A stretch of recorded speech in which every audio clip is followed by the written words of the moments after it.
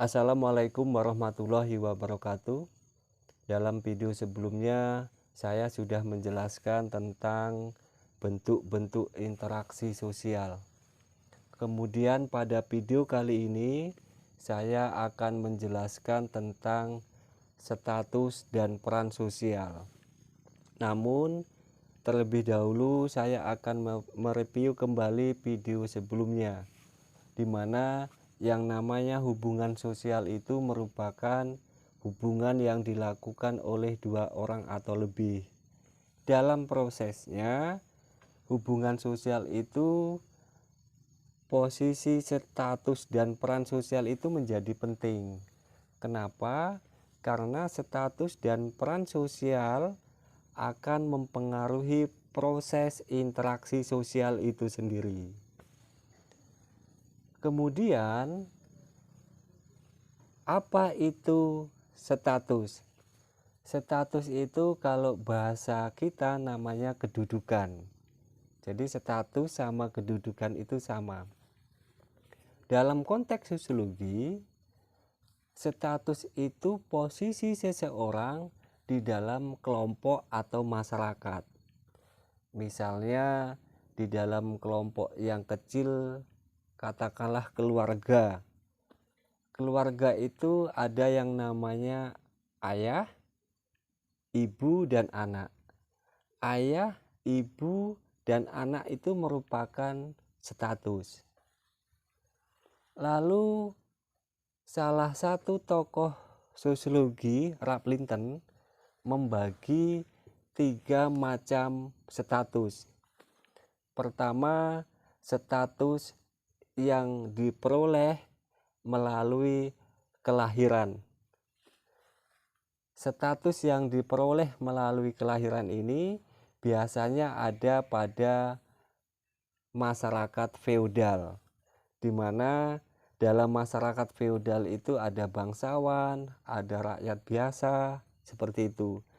Ketika kemudian raja kemudian mempunyai anak, anaknya itu secara otomatis menjadi bangsawan, karena gelar bangsawan itu merupakan gelar yang didapat melalui kelahiran. Kemudian yang kedua adalah status yang diperoleh dengan usaha sendiri.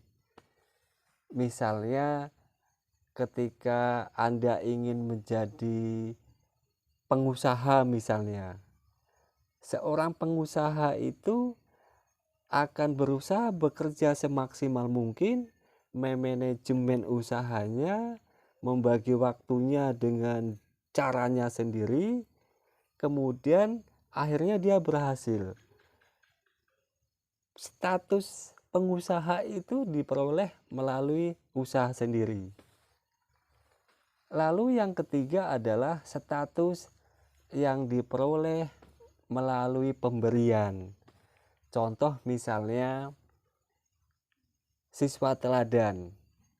Siswa teladan itu karena mempunyai nilai lebih dari siswa yang lain, kemudian siswanya itu dapat gelar siswa teladan. Atau misalnya zaman penjajah dulu, seseorang itu sudah berjuang secara fisik, secara materi, kemudian karena nilai lebih itu kemudian diberikan gelar pahlawan, seperti itu.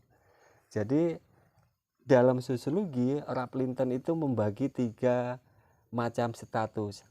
Pertama, status yang didapat melalui kelahiran. Kedua, status yang didapat karena usaha sendiri. Ketiga, status yang didapat karena pemberian, seperti itu. Lalu apa yang disebut dengan peran sosial? Peran sosial itu dalam sosiologi adalah perilaku yang diharapkan pihak lain oleh si pemegang status ini. perilaku yang diharapkan itu berisi hak dan kewajiban. Seperti itu. Misalnya statusnya adalah seorang ayah. Dia mempunyai peran yang diharapkan oleh orang lain itu misalnya mencari nafkah, melindungi anak-anaknya misalnya. Atau statusnya ibu, sebagai ibu, dia mempunyai peran mengurus rumah tangga. Atau katakanlah statusnya sebagai anak, dia mempunyai peran belajar, membantu orang tua, dan seterusnya. Jadi sekarang Anda sudah mengetahui mana itu yang status, mana yang itu peran sosial. Kemudian di dalam konteks sosiologi, setiap individu siapapun itu pasti mempunyai beberapa status. Misalnya dia statusnya sebagai seorang ayah. Kemudian dia statusnya sebagai pendidik misalnya. Kemudian dia statusnya sebagai kepala perusahaan di mana seperti itu, misalnya kayak itu. Karena dalam sosiologi setiap status itu mempunyai peran-peran sosial, maka banyak status itu kemudian juga akan diikuti banyak peran-peran sosial. Seperti itu. Itu kemudian dalam sosiologi sering terjadi yang namanya konflik peran sosial. Konflik peran sosial sendiri merupakan konflik antar peran sosial. Artinya pertentangan di dalam peran-peran sosial itu sendiri. Contoh misalnya gini. Ketika seorang ayah kedudukannya, dia berperan misalnya melindungi keluarganya. Tapi di satu sisi, ketika dia itu sebagai pendidik, dia harus mengajar. Atau di satu sisi ketika dia itu sebagai kepala perusahaan apa, dia harus memanajemen karyawannya. Ketika misalnya dalam anggota keluarganya ada yang sakit, karena dia harus melindungi, maka dia akan bagaimana mengobatkan anaknya. Tapi di waktu yang sama, karena dia berkedudukan sebagai pendidik, dia juga harus berperan, harus mengajar pada waktu itu. Atau misalnya dia harus pergi ke kantor untuk memanajemen karyawannya.